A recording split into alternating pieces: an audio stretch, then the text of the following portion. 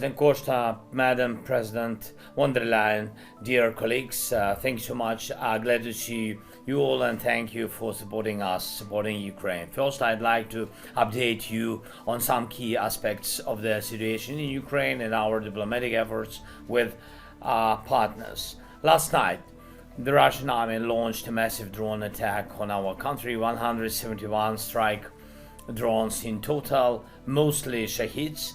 Their target was our infrastructure and in the city of Kropivnitsky in central Ukraine. Residential buildings, also an Orthodox church and a school were damaged. Among them wounded are 4 children. Everyone is receiving medical help. So yesterday evening, another Russian strike hit our energy infrastructure. We in Ukraine face this every day and night, you know it. And despite Putin's words about allegedly being ready to stop the attacks, nothing has changed. And I want to thank our soldiers, rescuers, doctors and nurses, everyone who protects against Russian strikes and saves lives. Their work brings results every single day, and that matters. So it's crucial that your support for Ukraine does not decrease, but instead continues and grows. And this is especially true for air defense, military aid, and our overall resilience. We need funds for artillery shells and would really appreciate Europe's support with at least 5 billion euros as soon as possible. Investments in weapons production are needed both in Ukraine and in your countries. Europe needs technological independence, including in weapons manufacturing. Everything necessary to defend the continent should be produced here in Europe. We must work toward this together, and I appreciate those who are already taking concrete steps in this direction.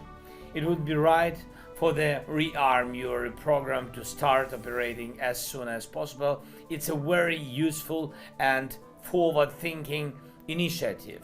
Please continue to develop your industries and research. Ukraine has effective and modern tech, you know it, especially in drones and electronic warfare, which can benefit all of Europe and our global partners. And right now this weaponry is about our defense, but its further development, constant upgrades and increased efficiency, along with your investments in our production and co-production, are key to Europe's new security foundation. Also please do not ease pressure on Russia over the war. Sanctions are very necessary. Sanctions must remain in place until Russia starts withdrawing from our land and fully compensates for the damage caused by its aggression. I urge you to keep fighting against sanctions, evasion schemes, and Russia's attempts to finance its war effort. Ongoing diplomatic efforts do not mean Russia should face less pressure. That's crucial to reducing the chances of Russian hawks. And we all know how easily Moscow disregards its promises. One moment they give their word, and a few hours later it means absolutely nothing. That's why we must keep pushing Russia toward peace together with you, of course, with United States and with our partners. We can do this. Yesterday, I had a productive conversation with President Trump. From the very beginning, Ukraine has been advocating for what we are discussing now: an end to attack on energy and infrastructure and ceasefire at sea, and we continue to support these efforts. Our teams will also work towards achieving an unconditional full ceasefire on land.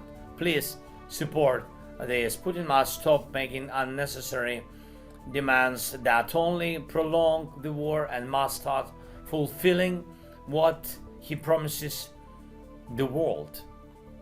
By now, there could have been over a week without killings, without strikes, without fire, if Putin were not the only one keeping this war going. The proposals made in Jeddah on March 11 are still on the table. We need to keep pressuring Russia to make them a reality. And one more thing, it's unfortunate to say this, but some pressure is also needed within Europe itself to ensure that anything promised actually happens. And I'm talking about Ukraine's EU accession talks and resolving some fundamental issues for European unity. It's simply anti-European when one person blocks decisions that are important for the entire continent or that have already been agreed upon. Ukraine fulfilled their requirements, but right now there are serious difficulties in opening Ukraine's first and others negotiation clusters for EU accession. European efforts that should be bringing more security and peace are also constantly being obstructed, and I believe this is wrong. Europe must have a way to prevent individual actors from blocking what's necessary for all. If we say Europe should be stronger in global competition, we must also talk about making European decision making faster, more flexible, more effective, whether in politics, defense, economics, industry, or any other area. Europe needs speed in making decisions and clear tools to protect itself from unnecessary blockages. Ukraine is a part of Europe, and Europe is one of the players in global peace efforts. We did our best for Europe to be equal with others in these efforts and peace negotiations, and we achieved it all together. Europe must always be at the table in all conversations about security of Europe, and it will be so. And in all other issues on Europe, we must work in unity. And we talked about this in Jeddah, and we always discuss it with all our partners, and we emphasize it exactly this way. Europe is a participant in diplomacy.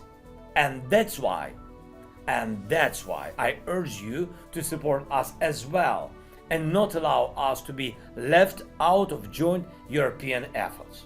And finally, I want to thank those of you who are working with us on future security guarantees for Ukraine and in turn for the entire eastern flank of Europe and the continent as a whole.